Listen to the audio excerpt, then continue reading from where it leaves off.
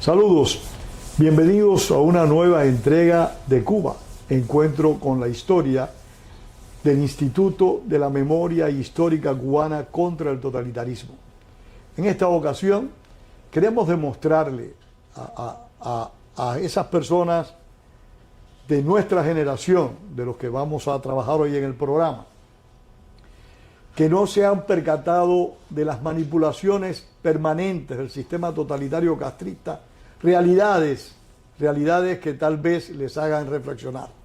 Pero fundamentalmente este programa de hoy está dirigido a la juventud, para que aprecien, para que se percaten a profundidad de las manipulaciones del sistema totalitario castrista contra cualquier ciudadano. Porque mi entrevistado de hoy, José Javier Pedreira, es un cubano de familia, es un hombre que no generaba problemas ni conflictos. Como decíamos en el presidio político cubano, es un hombre serio. Y él nos va a relatar de cómo el castrismo le destruyó su tranquilidad y la de su familia, cómo el castrismo fue horadando la sociedad cubana de forma sistemática y permanente. Y eso es necesario que ustedes lo aprecien a profundidad. Don, muchísimas gracias por estar acá. Encantado de estar con usted en el programa. Gracias, muchas gracias. ¿Usted de qué parte de Cuba es? De La Habana. De La Habana. De La Habana, Cuba. De La Habana. ¿Y cómo recibió ese triunfo de la insurrección, del castrismo, el 1 de enero del 59? Bueno, como la mayoría. Con esperanza. Lo recibimos con esperanza. Ellos bajaron inclusive con rosario del cuello. ¿Usted era católico práctico y sigue siendo? Siempre. Y nos equivocamos. Unos primero, otros se demoraron en reaccionar, pero nos equivocamos. Y esa equivocación nos costó a todos muy cara. Bueno, yo tenía 15 años cuando aquello, y yo en realidad sí, el entusiasmo de la juventud, de ver que había una esperanza en Cuba de cambio y de libertad, y resultó que no, que era todo lo contrario. O sea, ¿qué fue lo primero que le chocó de las cosas que hacía el gobierno? Bueno, lo primero que me chocó fue la intervención de todos los comercios. Primero nacionalizó las empresas extranjeras. Eso en sí no le molestó. No me molestó. Pero sí al ver que hasta el que tenía una cafetería, hasta el que era barbero de barrio, perdía su barbería. Perdía mi barbería, su barbería. ¿A qué se dedicaba usted en esa época? Bueno, yo estaba estudiando en el Colegio Belén, y cuando en el año 61, cuando Girón intervinieron los colegios, y entonces yo estaba terminando el 4º año de bachillerato, todavía me faltaba un año para ser bachiller, y el curso se interrumpió y yo dejé de ir al colegio. Bueno, desde luego ya estaba intervenido. Hay quien con la intervención siguió las clases hasta que el gobierno lo convirtió en una escuela militar. ¿Usted estudió en Belén? Sí, estudié en Belén, en el Colegio Belén, ahí en Marianao. Háblenos un poquito de Belén, por favor, del colegio como tal. Bueno, el colegio magnífico, una educación fantástica, muy completa. Yo empecé en el año 1952, en el segundo grado, hasta que en el año 60 ya yo estaba casi entrando en cuarto año de bachillerato. En el 61 empecé el curso, pero no lo llegué a terminar porque creo que fue en mayo. O sea, Y Belén tenía buenas intervinieron. instalaciones. Belén tenía un colegio en Marianao, un polígono, un colegio inmenso, con instalaciones deportivas, tenía laboratorios para los estudios de química, tenía piscinas para recreación de los alumnos. Ahí mismo fue donde se estableció la universidad. ¿Estaba establecida la universidad o estaba en otro lugar? No, la universidad estaba en otro lugar. Este era el colegio de Belén, que estaba en Marianao. Y era grande, dice usted. Inmenso, era manzanas. Tenía instalaciones de, como le digo, piscinas, tenía instalaciones de laboratorio, de recreación, tenía salones para los de bachillerato, que ya eran mayores, ya tenían acceso a juegos de juventud, o sea, billar, otras cosas, de acuerdo con la edad. Era costoso, era caro el servicio. Bueno, en Cuba, en aquella época sí, la matrícula mía estaba repartida entre mis padres y un tío político mío, que era padrino mío, que dijo yo voy a pagar la mitad del colegio. Pero exactamente yo no recuerdo. No recuerda la cantidad. No, la cantidad no. Pero no cree que fuera una cantidad muy onerosa. No creo. O sea, no había gente humilde, daban becas. Bueno, allí, es que yo recuerde, no daban becas. O sea, en el grupo que estaba estudiando conmigo, no daban becas. había becarios. Pero sí, había una escuela que se llamaba El Niño de Belén, que era una escuela para pobres, que era una escuela casi aparte del colegio, pero no sé la administración, no sé cómo funcionaba. Sé Pero estaba que asociada a estaba Belén. asociada a Belén, correcto. Es muy interesante eso porque de esas situaciones de Cuba, de esa época, se conoce muy poco. Porque realmente, yo imagino que las investigaciones se hagan Sí. cuando se cese el totalitarismo. Pero hay poco conocimiento. Yo sí he conversado con amigos que estudiaban en la Universidad de La Habana y la matrícula eran $50 al año. O sea, regalada la matrícula. Y no creo que los colegios privados en Cuba fueran caros. Los colegios privados en Santa Clara no había ninguno del nivel de Belén porque, por supuesto, las inscripciones son relacionadas con las instalaciones que se ofrecen. Desde luego. Porque todo es más costoso cuando son grandes instalaciones. Pero no recuerdo, pero en Santa Clara no era caro las escuelas religiosas y las escuelas privadas. Retomando el tema, ¿cómo le impresionó la cuestión de los paredones en el propio año 1959? Usted tenía 15 años en ese momento. Me chocó mucho. Me chocó mucho. A veces yo veía que lo primero era fusilar a los esbirros batistianos que torturaron a los presos políticos De la época. de la época. Pero después, a transcurrir el tiempo, ya empezaron a fusilar a miembros del mismo gobierno. Y entonces ya ahí se vio que aquella revolución no era lo que No uno era la pensaba. justicia que estaba prometiendo. No. Y después siguieron persiguiendo a los mismos, los que se les atravesaban en el camino de su ideología. Ahí los Eran eliminaban. Eliminados. Usted decía hace un rato, antes de iniciar esta charla, de que tuvo muchas experiencias de los abusos en los cuales incurría el sistema. Cuéntenos algunas de esas experiencias. Experiencias propias mías. Propias suyas, sí. Bueno, primero fue la intervención del colegio que tronchó mi vida escolar, ¿no? Tronchó mi vida porque me quedé que no seguí los estudios.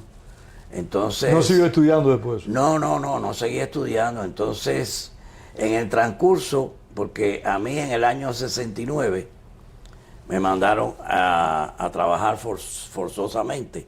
O sea, había una ley de peligrosidad, la ley del vago. ¿Nunca lo llamaron al UMAT? No, nunca. ¿Cumplió el servicio militar obligatorio?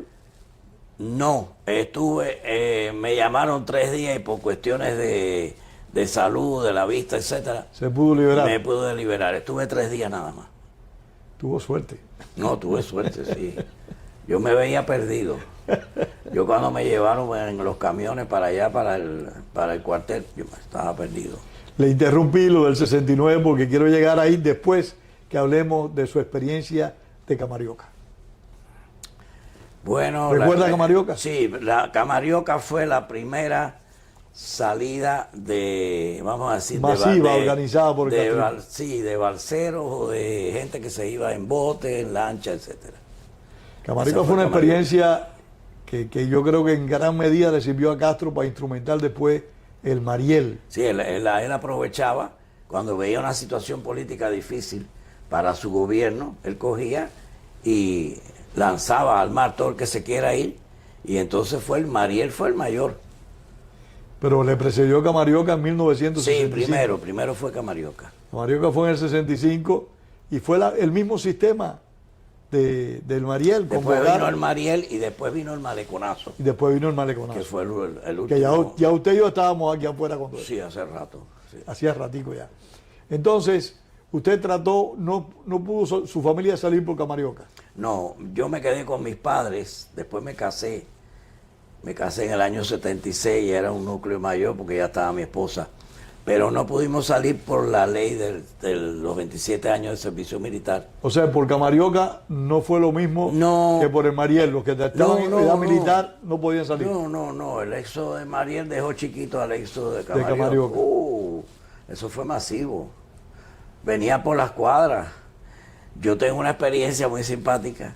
En la cuadra de mi casa, de la familia del Comité de Defensa,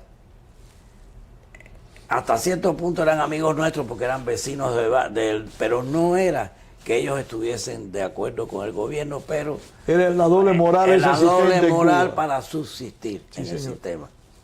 Y entonces para subsistir con ventajas y oportunidades. Ventajas y oportunidades. Porque todos buscábamos subsistir, sí, pero la mayoría nunca quisimos hacer concesiones, como fue su caso. Claro. Esa gente hicieron la concesión poniéndose una doble cara. Ajá. Entonces, digo, esa es mi manera de pensar. Yo vivía en el segundo piso en la casa y él tenía el balcón a la calle y yo veía todo lo que... Entonces venían los carros de la seguridad o de la policía con una lista de las personas que venían a recoger en Mariel. Y llaman al del Comité de Defensa y le dicen, oiga, mire, aquí tengo el informe de un vecino de esta cuadra que en el Mariel, vinieron a buscarlo por el Mariel. Y entonces cuando le dice el nombre, le dice el del comité, ese soy yo. Y él no sabía que la familia lo había mandado a buscar. Al presidente del comité. Sí, eso fue una anécdota. ¿Y aceptó irse el hombre? Sí, se fueron. Se fue. Claro. Demuestra la doble moral. La doble moral. Y sí, entonces pues, vamos a ver, en el año 69, como le dije anteriormente, yo estaba sin trabajar, esperando que me llegara la salida o que pasara. Porque usted aspiró a salir por el puente de la Libertad. Sí, yo estaba en la lista de la familia. La familia se fue en distintas fechas, en distintos... Y de acuerdo a cómo funcionaba la lista, y yo me quedé con mis padres. Y después ya a mi esposa la tuve que añadir al núcleo en el año 70. Déjame hacer una pregunta. ¿Usted nunca, o sus padres nunca consideraron la posibilidad de que saliera por Pedro Pan? No, nunca. No se habló en Cuba. Es que no se conocía. No lo conocían ustedes. En Cuba no se conocía a Pedro Pan. Eso fue para un grupo muy limitado. Sí, en Cuba no se conocía a Pedro Pan. Por lo menos yo nunca escuché de Pedro Pan. Eso me vine a enterar después cuando llegué aquí. Sí, fue un grupo muy limitado, pero extremadamente limitado, eso sí es verdad. Limitado, entonces no tenía publicidad. No. Y yo lo único que oía en un radio que tenía de onda corta, que podía escuchar, es Radio Swan. Radio Swan. Radio Swan era aquello, y después La Voz de las Américas, que yo escuchaba mucho La Voz de las Américas todas las noches. Y por ahí me enteraba de las noticias. Permítame decirle a nuestros televidentes que Radio Swan fue una emisora que instrumentó el gobierno de Estados Unidos para informar sobre las actividades no solo del destierro, sino también para informar las cosas que realmente ocurrían en Cuba. También sirvió para transmitir información en clave a los grupos que se habían infiltrado en Cuba para derrocar el totalitarismo. Fue una emisora realmente activa y dedicada, específicamente dedicada a combatir el castrocomunismo. Pero usted nunca pudo salir por el puente ese de la Libertad. No, nunca, porque estaba en el periodo de los 27 años. Y en algún momento el hecho de haber querido salir, y cosa en la cual fracasó, ¿hubo alguna actividad regular, represiva en contra suya, algún tipo de discriminación de parte del gobierno? No, yo hasta el año 69, que la policía me deja una nota en el barrio que me tenía que presentar. De acuerdo con la ley de peligrosidad, no podía haber nadie que no estuviera trabajando en edad laboral. No podía haber nadie que no estuviera trabajando. Bueno, ¿y por qué no nos dice que era la ley de peligrosidad? Yo me entero después porque lo leo en los papeles. Sí, porque no querían que todo el mundo trabajara, que nadie tuviera ocio en las calles. Entonces yo, que estaba prácticamente sin hacer nada, pues me llaman y entonces me ponen en una brigada en La Habana del Este, me ponen a trabajar en una brigada de construcción para hacer lo que era la presa La Ceiba. Era una presa turística. Era una presa turística con una cafetería. En una época en que Castro no quería turismo. No, era una presa turística, una presa, como una laguna artificial. Y entonces ahí pues tenían unos botecitos de pedales y eso para algunos turistas. Y entonces ahí, bueno, el primer día yo delgado, pues la constitución mía no era de trabajar en ese tipo de trabajo. Entonces los primeros días era pico y pala. Pico y pala al sol. Entonces después, ese sí es duro. Después fue cambiando, me pusieron de ayudante del electricista. Ahí sí que no hacía nada. El ayudante me decía, dame unas pinzas, cánsame esto. Y yo era mirándolo nada más. Después me tocó la pintura. Me tuve que subir un techo de esos de 2 aguas de la presa, de la instalación turística de la presa, y ayudante pintor. También a pintar. Bueno, estuve haciendo distintas actividades de construcción. Y después, al cabo del año, pues me pasaron por oficina. Se dieron cuenta de que yo era una persona que no tenía físicamente... no estaba apto para ese trabajo y podía hacer otro mejor. Y entonces me dieron una oportunidad para trabajar en una oficina. Y así estuve trabajando hasta el año 80. Hasta el año 80, donde mandaron, el jefe personal mandó a pedir lista de todos aquellos que habían presentado documentos para salir del país. O sea, la discriminación fue perpetua, constante. Sí. Encontrarle a uno alguna desafección al régimen para reducirlo más todavía. Ajá. Y entonces, pues, ahí me llamó el jefe personal, usted ha presentado. Yo no le había dicho a nadie nunca que yo había presentado para salir. Hay nadie en el trabajo, desde que yo empecé Pico y Pala, hay nadie. Ese era un tema que uno no abordaba. Tuve una experiencia entre los compañeros. ¿Y qué pasó con el hombre, perdone usted que la interrumpa? Sí. El hombre, ¿qué pasó? El de la lista, lo sacaron. Jefe personal. Sí, entonces me llama, me dice, bueno, usted sabe que usted queda fuera del trabajo porque como usted presentó para salir del país. Yo le dije, está bien. Entonces me dice, dígole, bueno, ¿y ahora qué hago? Dice, bueno, usted va a tener que trabajar, pero nosotros lo vamos a asignar, depende de la provincia donde necesite. Y yo, ¿qué cosa? Se me ocurrió plan B. Yo vivía con mi mamá, mi papá había fallecido, y yo vivía con mi mamá, y le dije, bueno, yo tengo un problema. Dice, ¿cuál? Digo, no, mi mamá está delicada de salud. Mentira. Mi mamá está delicada de salud y yo soy el único que la puedo ayudar. Y entonces me dice, dígole, bueno, y yo puedo conseguir algún otro trabajo que no sea por mi cuenta. Dice, bueno, sí, siempre que usted traiga un documento que lo avale de que usted está trabajando, sí, no hay problema. Yo siempre fui muy católico, fui activista en la comunidad de la Catedral de La Habana y eso me valió la confianza también de los distintos párrocos. Y le hablo al padre, el difunto padre Millares, que en aquella época era el rector el párroco de la catedral. Y entonces le digo, padre, me pasa esto. Y dice, ven acá, eso está resuelto. Y yo, ¿cómo está resuelto? Yo tengo trabajo para ti. Digo, ¿cómo usted tiene trabajo? ¿Y dónde me va a poner a trabajar? Ah, fácil.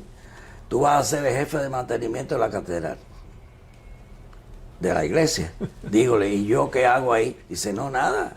Limpieza, lo que tú creas allí, limpia, cualquier cosa. Bueno, pues, gracias al padre Millares, me dio un papel. Fue protegido. Me dio un papel donde decía que yo tenía trabajo como jefe de mantenimiento. Voy a la estación de policía, presento el papel. Y dice policía, ¿y esto qué cosa es? Dígole, no, a mí me dijeron que yo tenía que tener un trabajo. Y yo conseguí este trabajo. ¿Y eso qué cosa es? Digo, jefe de mantenimiento de un sitio histórico, de la Catedral de La Habana. ¿Esto le sirve? Dice, sí, está bien, déjemelo aquí. ¿Me puedo quedar con esta? Digo, no se preocupe, yo tengo copia. Quédese con el original. Y no tuve problema. Menos mal que no lo... Pero tuve que pasar todos esos sofocones. Lo dejaron tranquilo en ese momento. Sí, pero tuve que pasar porque eso era... En un momento yo lo interrumpí, que usted iba a hablar de que en ese trabajo donde lo sacaron los compañeros suyos. Tuve una experiencia muy interesante. Los compañeros míos, los que trabajaban, eran gente mayor, inclusive mayor que yo.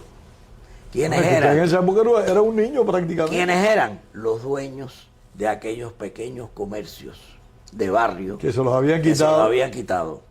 Yo tenía uno que era barbero, que nos pelaba a nosotros allí en...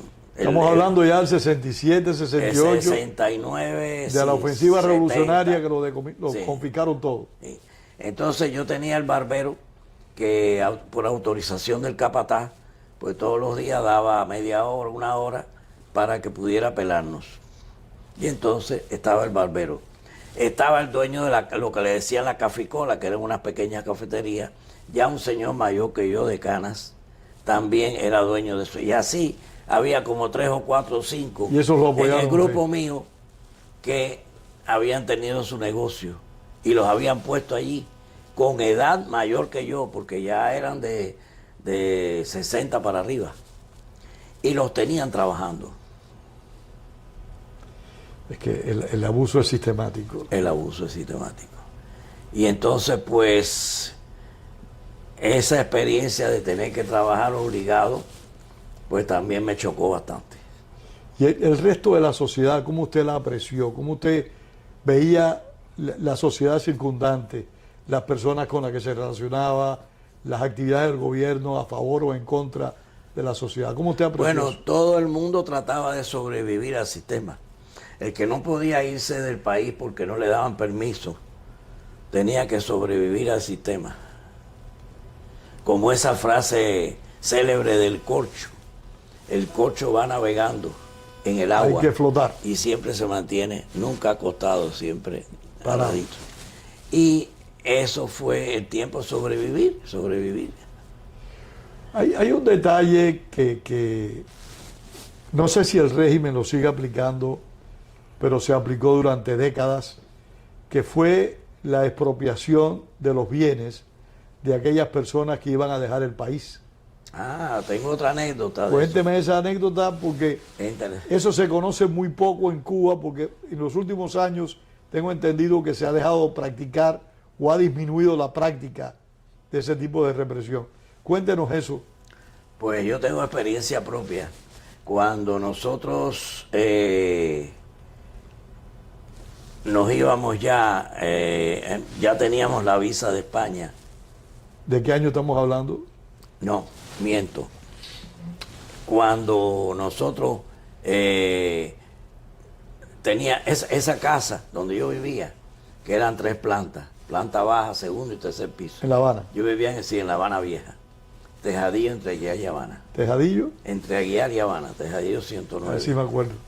Entonces esa casa era de mi abuela y por herencia, Era propiedad de la familia. propiedad de la familia, por herencia me tocaba a mí, porque yo era el único nieto. Entonces, ¿qué pasa?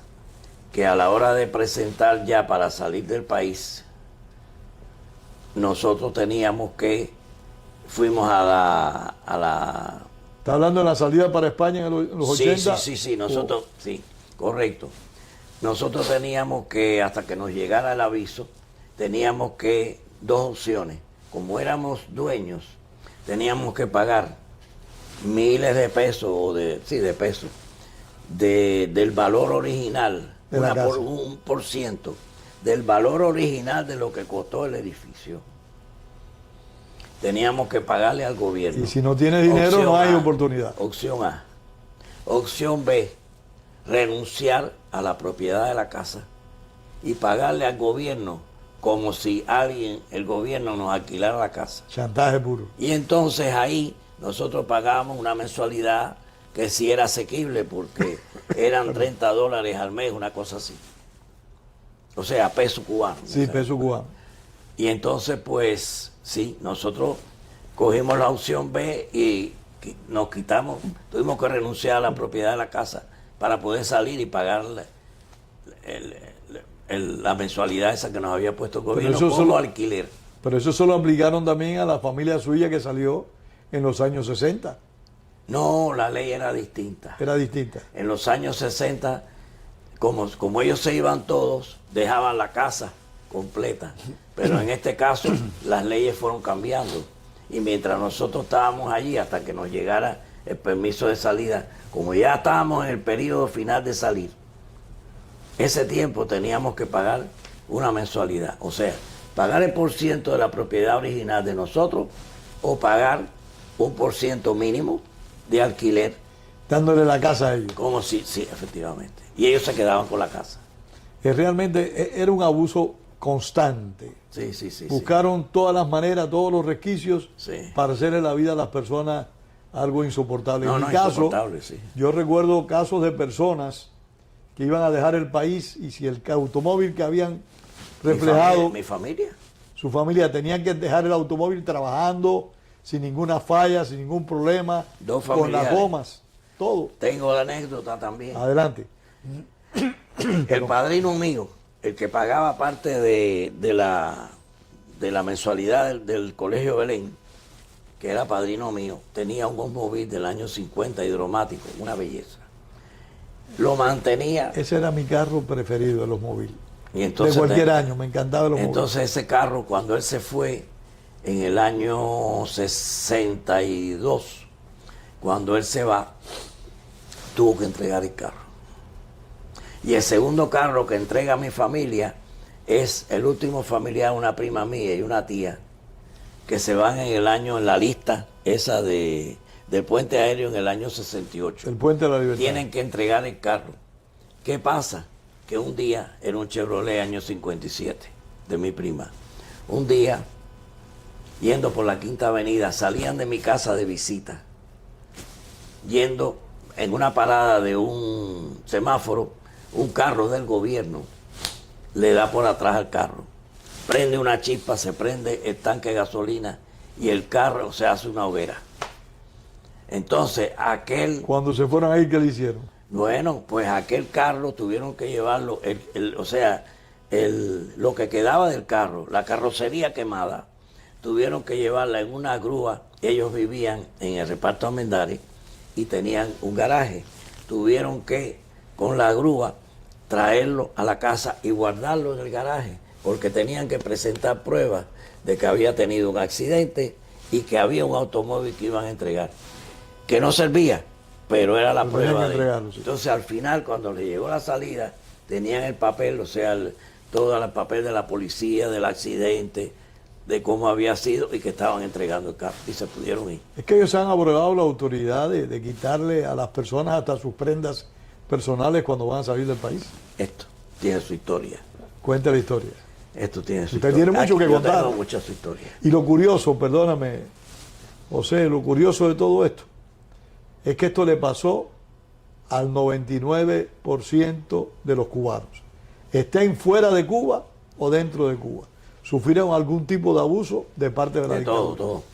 Este es el anillo de compromiso. Nos casamos, Feli y yo, mi esposa, en el 1 de agosto de 76. Ahora vamos a cumplir 50 años casados, si Dios lo permite. Entonces, este anillo, como en Cuba no había anillo, yo había conseguido oro de 2 sortijas de escolares que yo tenía que me habían dejado. Y Lo mandó a un hacer. joyero me lo mandó a hacer.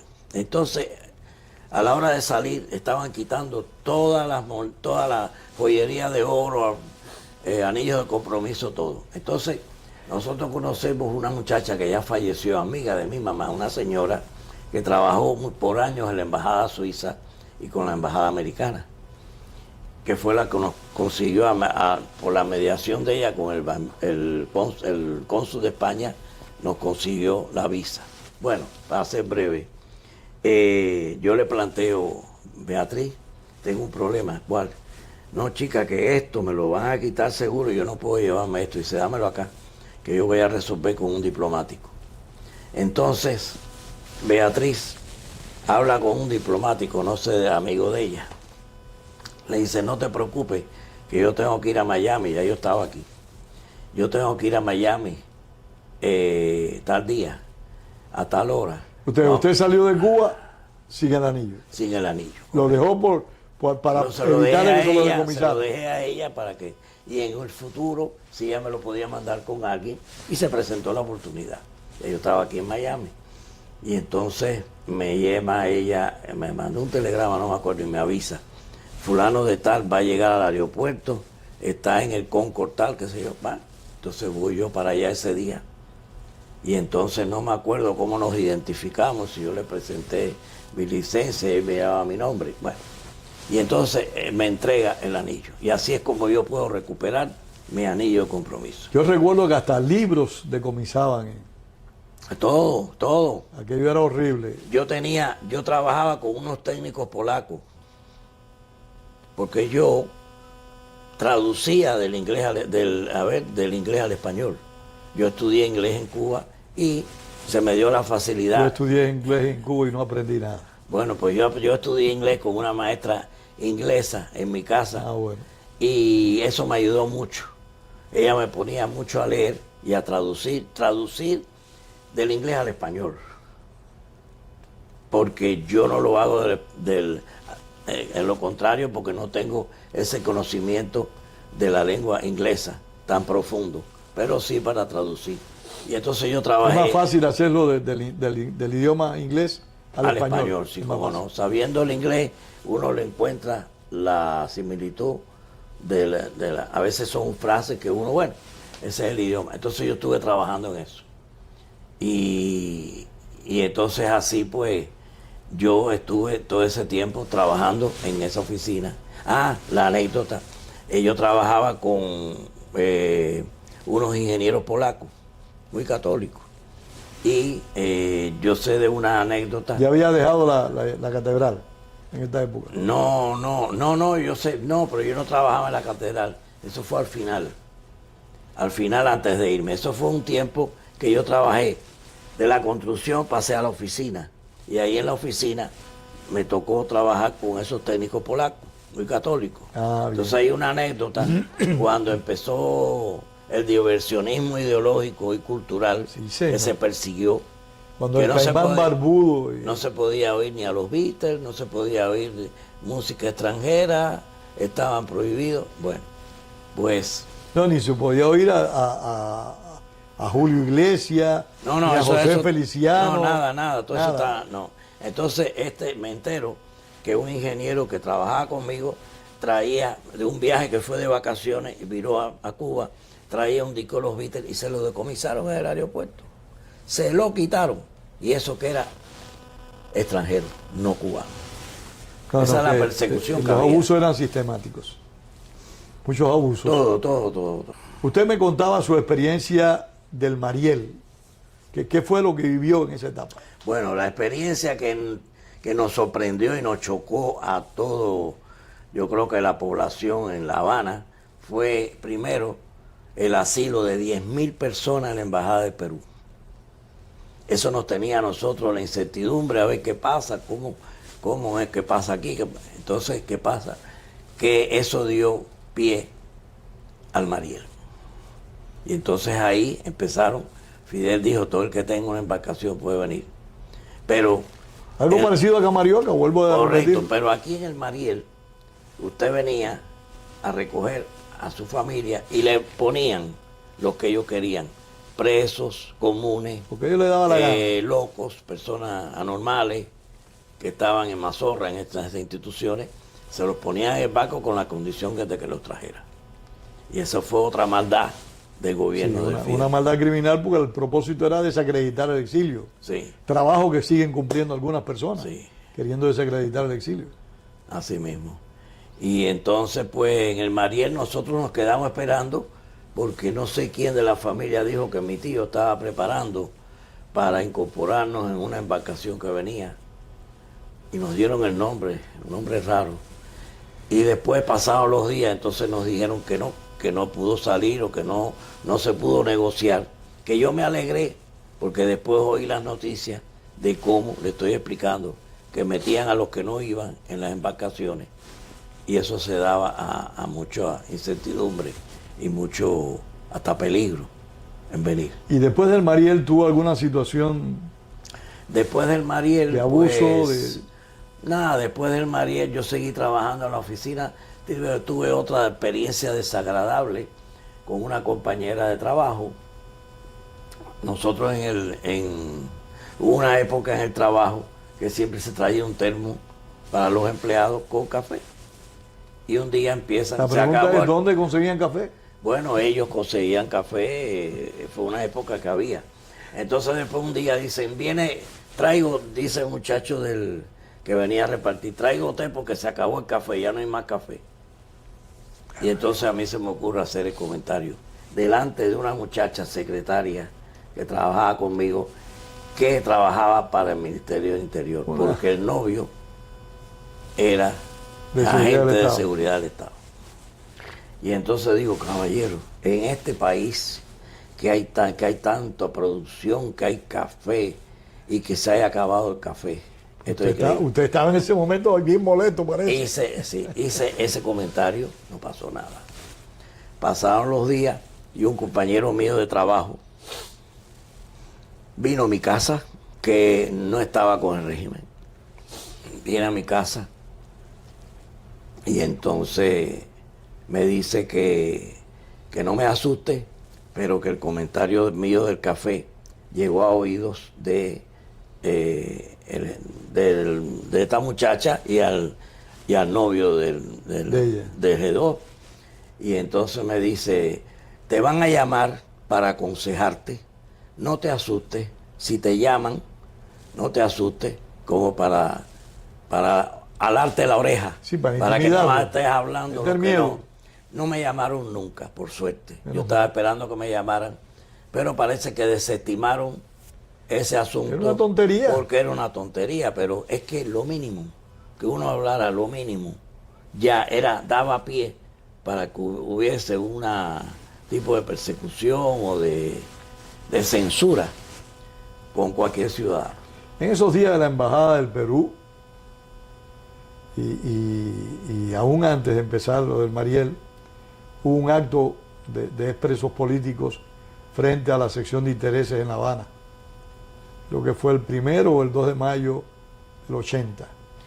No lo supe nunca. ¿Nunca se enteró? No, porque allí la prensa ni el radio. No, eso, la prensa... La única noticia que había de Cuba, que uno oía, o del mundo entero, era a través de un radio de onda corta. O bien fue Radio Swan, y después yo oía mucho Emilio Porter Vilá, que era uno de los que hablaba, tenía una sección en mi casa. No se veía televisión ya a última hora. Nos metíamos con el radio en el cuarto y nos pasábamos toda la noche con La Voz de la América. Herminio Porter Vilá, para beneficio de los que nos están viendo, fue un valiosísimo historiador cubano, también fue político, un hombre muy activo, muy dedicado, en mi opinión un patriota en toda la extensión de la palabra. Herminio Porter Vilá, como otros tantos profesores que tuvieron una gran sensibilidad patriótica, como el propio profesor de Eddie Marrero. Muchos son. Muchos fueron esos profesores que nos dieron clases, Sí, algunos de nosotros. Sí, señor. Ahora, en términos generales, ¿cuál ha sido la experiencia para usted más traumática, que más daño le hizo, que lo convenció, más allá de la intervención de las escuelas privadas, de interrumpirle a usted su vida escolar? ¿Cuál ha sido esa experiencia que considera más traumática, más dolorosa? Bueno, esa persecución sistemática a todo el que opine distinto al sistema de ellos o que dé una solución a algo que ellos crean que no es lo correcto para el beneficio de ellos, la maldad de ellos. Eso, o sea, en una palabra, si usted hace una propuesta para resolver un problema, si ellos no lo encuentran bueno, usted es un enemigo. Sí, sí, sí, tiene que ser el pensamiento de ellos. Está bien eso, está bien eso. Me comentaron de que usted vivió, y eso es un privilegio, 2 golpes de Estado. Sí. El golpe de Estado que le propiciaron Sí. que propició Fulgencio Batista contra Carlos Prioso Carrá. Yo también lo viví modestamente, y también vivió el de España. Cuéntenos de eso. Ah, sí, yo tuve, bueno, primero, golpe de Estado de Batista en el año 52, yo tenía 9 años. Pero estaba en La Habana. Yo estaba en La Habana y empezaron las noticias de que había habido un golpe de Estado, pero nosotros fuimos al colegio y aquello no trascendió. No trascendió. El pueblo no reaccionó. Realmente. Entonces, referente a España, cuando nosotros nos fuimos en enero del 81 para España, vivimos... Llegaron un mes antes del sí, golpe. vivimos 2 atentados y un golpe. Vivimos el atentado de Reagan, bueno, que fue aquí en Estados Unidos, Sí, pero señor. estábamos en España cuando la noticia... Si tuvieron información allí. Vivimos el atentado del Papa. También. De Pablo, okay. Y entonces vivimos el famoso episodio de Tejero, del golpe de Estado.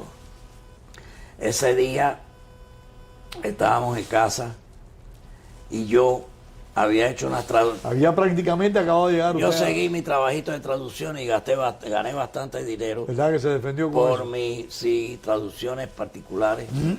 Y entonces en España me conectaron con una señora que tenía un instituto de traducción.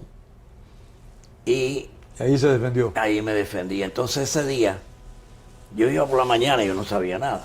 Claro, la prensa, la televisión se apagó y suspendieron las noticias. Salgo yo por la mañana y llevar el trabajo y veo una policía por el Paseo de la Castellana entonces voy a avanzar y me para la policía y me dice, documentación. Dígole, ¿qué pasa? Dice, no, deme la documentación. Entonces yo tuve que virar, iba caminando, era una cuadra o 2, viré a mi casa a recoger el pasaporte cubano, que era lo que yo tenía.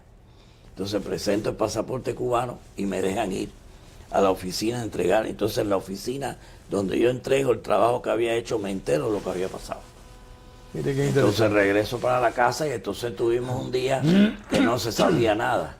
Después al día siguiente fue que habló el rey y entonces apoyando al gobierno constitucional, a la monarquía española y en contra de él. Es una experiencia interesante. Fue una experiencia interesante. Entonces después vi el video, cuando ya se restableció la televisión, pudimos ver los videos de cómo él tiraba al aire, amenazó a los diputados, todas esas Él cosas. estaba enfebrecido. Sí. Yo recuerdo muy remotamente también el golpe militar de Batista. Yo tenía la edad suya también, unos meses Sí. menos. Y Sí, recuerdo verdad, que que somos contemporáneos, sí. mi madre me fue a buscar a la escuela del asilo, ahí en la calle Marta Abreu, en Santa Clara. Me fue a buscar y me dijo, hijo, vamos. Le dije, ¿qué pasó? En plena hora de clase, serían como las 11 de la mañana. Le dije, Sí. ¿qué pasó? Me dijo, no, que Batista dio un golpe de Estado, vamos para la casa por si pasa algo. Pero no pasó nada. algunas protestas aisladas. Yo creo que ese día, el colegio, no recuerdo bien, pero me parece que ese día no hubo clase. Pues yo no recuerdo haber ido al colegio ese día. Yo estaba en clase, yo estaba en clase, yo lo recuerdo. Muy remotamente, porque han pasado ya ahorita 100 años. ¿Y cómo salió de Cuba? Bueno, pues como le dije, conseguí la visa, salimos en enero, mi papá había fallecido, él estaba en la lista, pero falleció de un enfisema pulmonar, fumaba mucho, en el año 80. Casualmente murió el día después que muere Celia Sánchez. Celia Sánchez murió un viernes y mi papá muere un sábado. Y entonces no pudo venir con nosotros. Y entonces quedó mi mamá y yo, y ya yo en el año 76, se había casado. En ese periodo que estaba esperando los 27 años, me había casado e incorporé a mi esposo. Y salió sin muchachos de España. Y entonces sí, no, los muchachos, nosotros perdimos un niño en España. Mi esposa salió embarazada, en el año 82. Salió embarazada y el niño se desprendió de cordón umbilical, cosas que pasan de los organismos, a veces cuando suceden los periodos de... Y los viajes son muy traumáticos, esos viajes, los viajes sí. Con la tensión y que ustedes vivieron. Era varón el primero. Entonces los otros dos, Daniel nació en el 84 y Fernando en el 87. Ya nacieron ambos fuera de Cuba, como ya nacieron y en este bello país. Este país maravilloso que nos ha dado refugio y tranquilidad a todos. Sí, señor, sí, señor. Algunos tampoco lo agradecen, pero la verdad es esa. Sí, hay muchos que no lo agradecen. La mayor parte de nosotros tenemos una vida que nunca tuvimos en Cuba. No, seguro. Porque usted y yo desde los 15 años estamos padeciendo la opresión y los malos tratos. Sí, señor. O sea, ¿hay algo más que quiera agregar, que quiera decir, que quiera recordar? Y también me queda aquello de que lamento no haber venido antes, porque a lo mejor hubiera estudiado algo más aquí, alguna carrera o algo. Yo llegué sin estudios aquí prácticamente. O sea, con lo que tenía los conocimientos de Belén y eso, pero... El castrismo nos hizo mucho daño a todos nosotros, a todos los cubanos. Sí. En alguna medida, hasta los propios partidarios del castrismo, yo creo que en alguna medida fueron afectados. Sí, se vieron traicionados, porque ellos lucharon por una ideología. Sí, y resultó todo lo contrario. Supuestamente lucharon por la democracia, por los derechos humanos, por eliminar regímenes como el de Batista, y al contrario fue algo muchísimo peor. Y lo que traían, como dice, bajo la manga, lo que traían era el comunismo. ¿Estás satisfecho de haber dejado Cuba? Seguro, seguro que sí. Bueno, yo solo me resta darle las gracias por esta oportunidad que nos ha dado. Le agradezco profundamente esta entrevista y es nuestro propósito recoger el proceso, y ustedes lo saben, de lucha contra el sistema totalitario, pero parte de ese proceso de lucha es el hombre, es el ciudadano, la mujer que ha conservado sus valores, que ha conservado su respeto a la sociedad, su amor a la libertad a pesar de la persecución y la opresión que ha sufrido durante, desgraciadamente, 67 años. Bueno, hasta aquí esta más reciente entrega de Cuba, Encuentro con la Memoria del Instituto de la Memoria Histórica Cubana contra el Totalitarismo.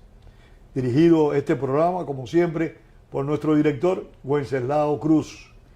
Gracias, por supuesto, al señor Javier Pedreira, que nos ha dado una experiencia fuerte, real, de cómo un cubano común y corriente, como la mayoría de nosotros, como un cubano que no se ha metido en política simplemente por querer mantener su vida libre, su familia fuera de cualquier confrontación, ha sufrido como cualquier otra persona que haya actuado en contra de la dictadura. En Cuba no hay libertad y en consecuencia la conducta de un ser humano siempre será reprimida por el totalitarismo.